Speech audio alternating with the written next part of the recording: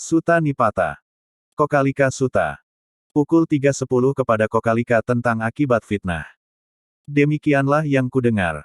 Pada suatu ketika yang tercerahkan sedang menetap di hutan Jeta di Taman Anatapindika di dekat Savatthi. Pada saat itu Beku Kokalika mendatangi yang tercerahkan, dan setelah itu memberi hormat dan duduk di satu sisi.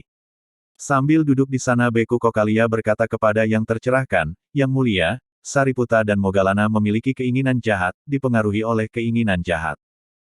Ketika hal ini dikatakan yang tercerahkan berkata kepada Beku Kokalika, jangan mengatakan ini Kokalika, jangan berkata begitu.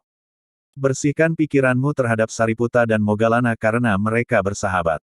Untuk kedua kalinya Kokalika mengulangi fitnahannya dan yang tercerahkan menjawab dengan cara yang sama. Dan bahkan untuk ketiga kalinya Kokalika melontarkan tuduhannya dan yang tercerahkan menjawab. Setelah itu Beku Kokalika bangkit dari duduknya, memberi hormat kepada yang tercerahkan dan mengelilingi beliau, dengan beliau di sisi kanannya, dan pergi. Tidak berapa lama setelah ia pergi, seluruh tubuh Kokalika tumbuh bisul sebesar biji monster, kemudian tumbuh hingga berukuran kacang hijau, kemudian sebesar biji kacang buncis, kemudian sebesar biji bidara, kemudian sebesar buah bidara, kemudian sebesar buah kemloko, kemudian sebesar buah maja muda, kemudian sebesar buah maja matang, dan ketika bisulnya mencapai ukuran ini di seluruh tubuhnya, darah dan nanah mengucur dan Kokalika mati. Setelah kematiannya, ia muncul di neraka Paduma sebagai akibat kekerasan hatinya terhadap Sariputta dan Moggallana.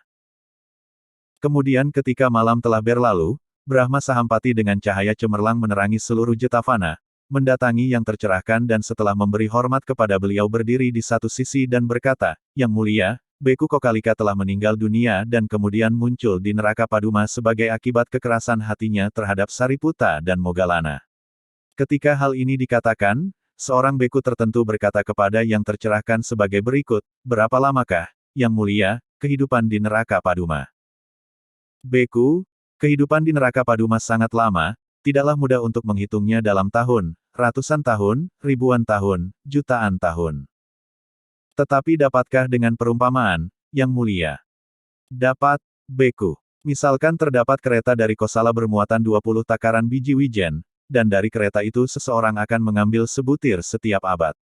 Kereta Kosala berisi 20 takaran biji wijen itu akan habis lebih cepat dengan cara itu daripada umur kehidupan di neraka Paduma.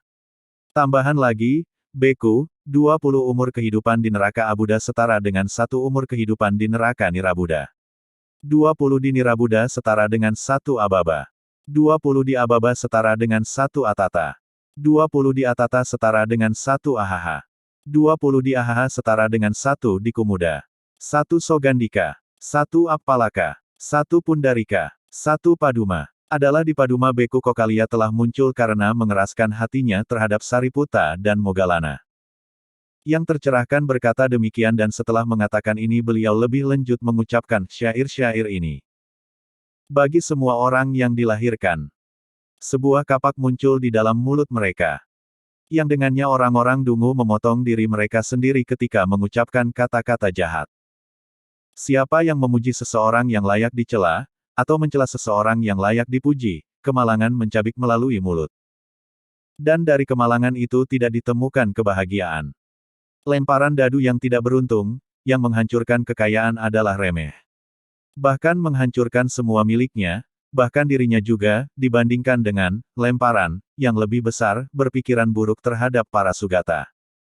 Setelah memfitnah para mulia, dengan mengarahkan ucapan dan pikiran buruk, maka ia sampai oleh dirinya sendiri, di neraka, berjuta-juta kapa, berakhir lambat. Dengan menyangkal kebenaran seseorang pergi ke neraka ia yang setelah melakukan, berkata, aku tidak melakukan. Orang-orang yang melakukan dasar karma demikian, adalah sama di dunia lain. Siapapun menyerang yang tidak melawan, yang tidak bersalah dan tanpa celah, keduanya, kejahatan itu akan berbalik pada si dungu itu, bagaikan debu halus yang melawan angin.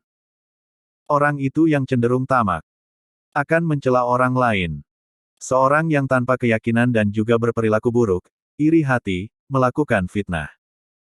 Seorang yang bermulut busuk, berbicara tanpa dasar, hina, licik, jahat, melakukan perbuatan salah, malang, manusia sampah dari keturunan buruk, sedikitlah bicara di sini. Atau jadilah penghuni neraka. Engkau menebar debu demi kesenanganmu. Ketika engkau mencela mereka yang baik. Setelah banyak kejahatan yang engkau lakukan selama mengembara di dunia, jatuh ke dalam jurang pada malam yang panjang. Tidak ada karma yang hancur. Sungguh bagaikan majikan ia akan kembali, demikianlah si dungu akan membawa penderitaan untuk mereka sendiri di masa depan. Dipukul dengan batang besi. Tertusuk oleh tombak besi bersisi tajam dan makanan yang sesuai adalah bagaikan bola besi membara. Dan tidak ada yang berbicara dengan ramah di sana. Mereka bergegas bukan untuk membantu atau menolong, mereka memasuki api di segala penjuru. Berbaring di atas alas dari arang membara. Mereka terperangkap dalam jaring berapi, dan di sana dipukul dengan palu besi. Dan dituntun, ditenggelamkan, melalui kegelapan yang membutakan, di segala arah. Dan mereka memasuki kendi besi menyala, mereka berdiam lama di dalamnya, timbul dan tenggelam. Bergelembung dalam kobaran api. Di sana para pelaku kejahatan dimasak dalam kuah campuran darah dan nanah, ke arah manapun mereka berbalik. Di sana mereka membusuk ketika menyentuhnya. Kemudian para pelaku kejahatan dimasak dalam air yang penuh dengan belatung. Dan tidak dapat melarikan diri karena terdapat dinding, kendi besar dengan permukaan melengkung. Di sana muncul belukar berdaun pedang tajam, mereka memasukinya dan tubuh mereka tersayat, dan di sana mereka ditangkap di lidah dengan pengait, ditarik ke sana kemari, mereka dipukul.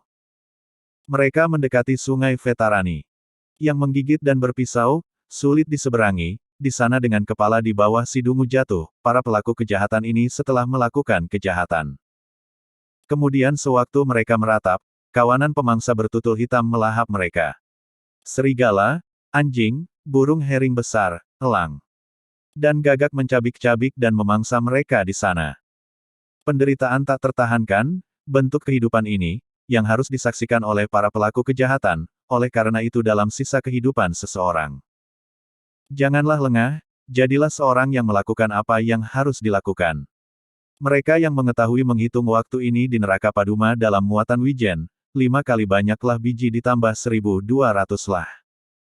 Demikianlah banyak keburukan neraka diceritakan di sini, dan juga waktu yang harus dilewati di sana.